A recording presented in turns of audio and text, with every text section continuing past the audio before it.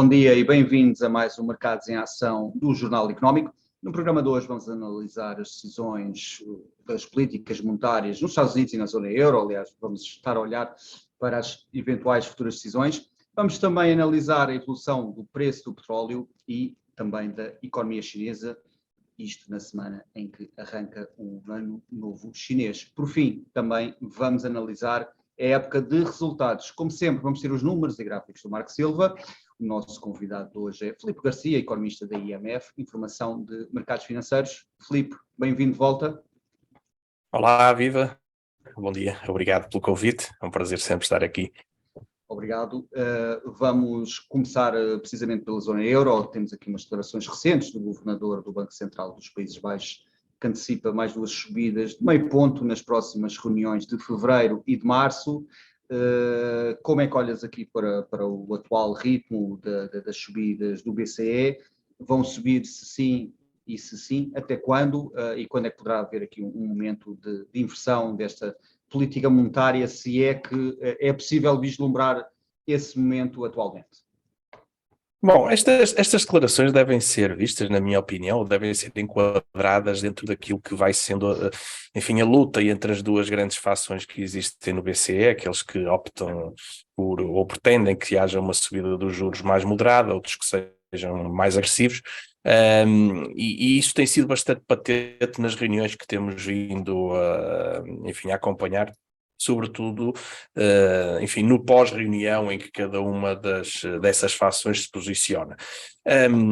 Eu fico com a sensação de que a Presidente, e que tem uma voz importante no Conselho, é alguém que estará algures no meio dessas duas fações, e, portanto, eu creio que aqui trata-se essencialmente de continuar a lutar contra a inflação, mas sem subir os juros em demasia.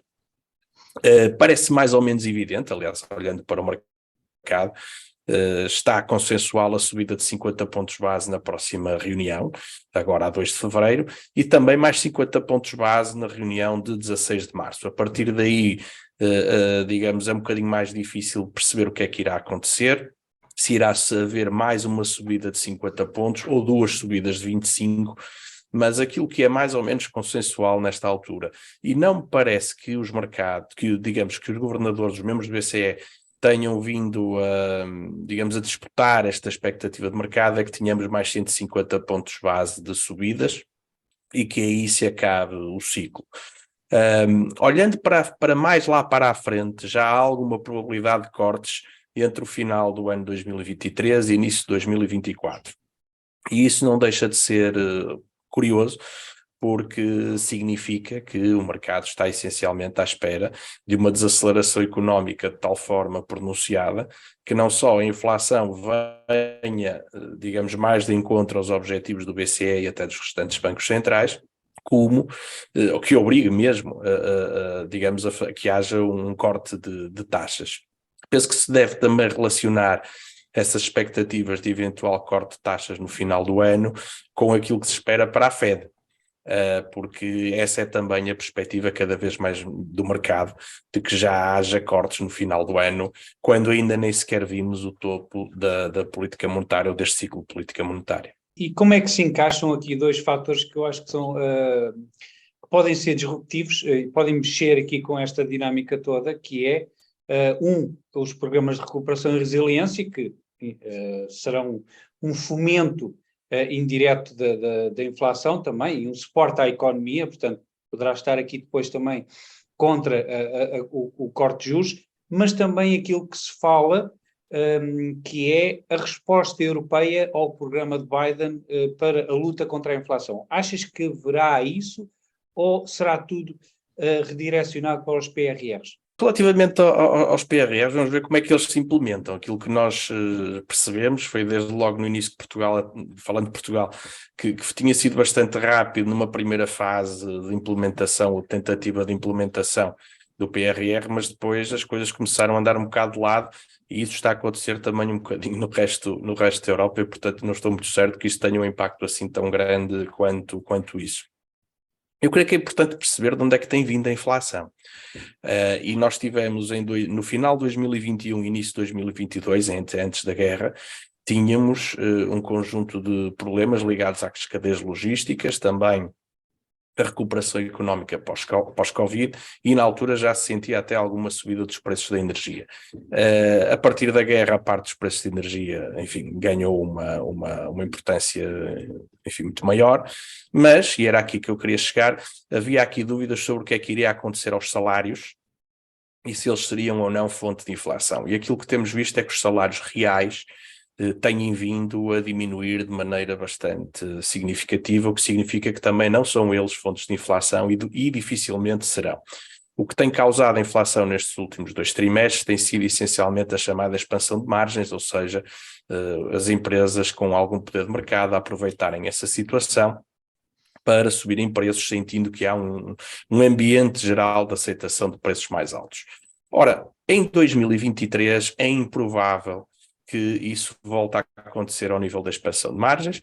Ao nível dos salários também não vemos aqui grandes evoluções, portanto, aqui a questão seria se a economia conseguisse realmente voltar a acelerar, o que também não parece ser neste momento o mais provável, ou se os preços da energia voltassem outra vez a subir. Aí, e de outras matérias-primas. E aí isso pode essencialmente ser um tema, nomeadamente porque quando temos uma hipótese de a China regressar em termos de atividade económica pós-Covid de uma maneira mais forte, isso pode causar um problema a nível de inflação. Podemos desenvolver esse tema um bocadinho mais. Mas, em resumo, aquilo que me parece é que é mais provável que a inflação em 2023 surpreenda pelo lado da baixa do que pelo lado da alta.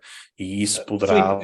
Então deixa-me colocar aqui uma segunda questão, que é, referiste aí no tema das matérias-primas, e nas últimas semanas, tanto o petróleo como o cobre, por exemplo, e o ouro têm subido bastante. Portanto, poderá haver aqui, nos próximos meses, aqui um ligeiro apetite dessas pressões inflacionárias. Mas queria referir também aquilo que indicaste sobre a expansão das margens das empresas, porque o que é certo é que, e aliás nós vimos isto desde agosto do ano passado, que o preço, por exemplo, do trigo já baixou aos níveis pré-guerra, mas o que é certo é que os níveis, por exemplo, o cabaz de preços alimentares da ONU, o ano passado caiu 1%.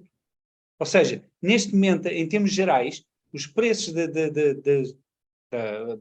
das matérias-primas e da alimentação em termos de geral está mais baixo, mas isso não se sente minimamente, pelo menos nos nossos supermercados. Achas que poderá haver aqui uma pressão dos governos, por exemplo, já que do mercado pelos vistos não existe, para haver aqui um corte dessas margens?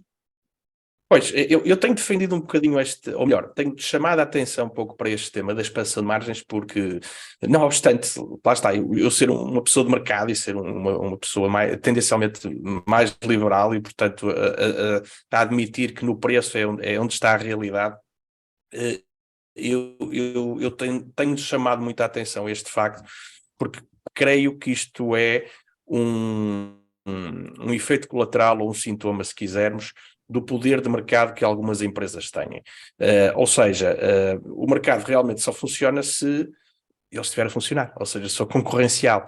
E a sensação que tenho é que neste momento haverá setores e intervenientes nos diversos mercados que têm impedido um pouco que essa concorrência esteja verdadeiramente a funcionar. Quer dizer, é um bocadinho esquisito. Ainda esta semana tivemos em Portugal todas as operadoras de comunicações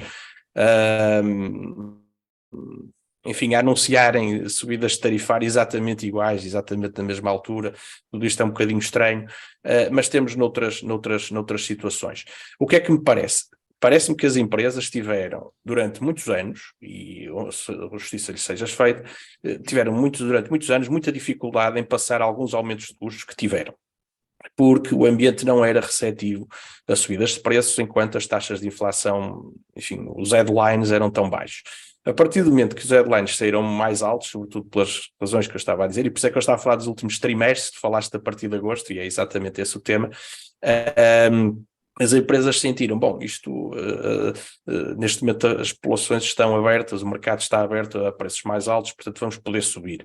A questão é que talvez tenham subido mais do que aquilo que era necessário. Tu deste um exemplo muito curioso da questão do trigo. Eu lembro perfeitamente que quando surgiu a guerra houve uma certa histeria em torno do vai faltar trigo, vai faltar farinha, vai faltar pão, vai faltar milho, vai faltar tudo. E nós que seguimos aqui na IMF que seguimos bastante essas commodities, dissemos logo que, epá, não, porque as colheitas estão a ser ótimas nos Estados Unidos, no Brasil, na Índia, não vai faltar, não há que haver qualquer tipo de receio, isto era uma certa histeria que também servia bem ao ambiente mediático da altura, mas a verdade é que isso depois tem reflexos nos preços que as pessoas pagam e, no fundo, essas histerias, no final do dia, acabam por prejudicar as famílias. O que é que eu acho que o governo, os Estados devem fazer, e isso é que realmente me parece ser o essencial? Devem garantir que o mercado funciona. Devem garantir que não há cartéis, que não há preços combinados, enfim, que há transparência nos mecanismos de formação de preço, que há concorrência efetiva no mercado. E acho que é um dos papéis mais importantes do Estado e do Governo, que é o de garantir que não há aproveitamentos desta índole, e eu não tenho grandes dúvidas que nos últimos tempos tem havido. Obrigado, Filipe. Vamos agora para um breve intervalo e regressamos já.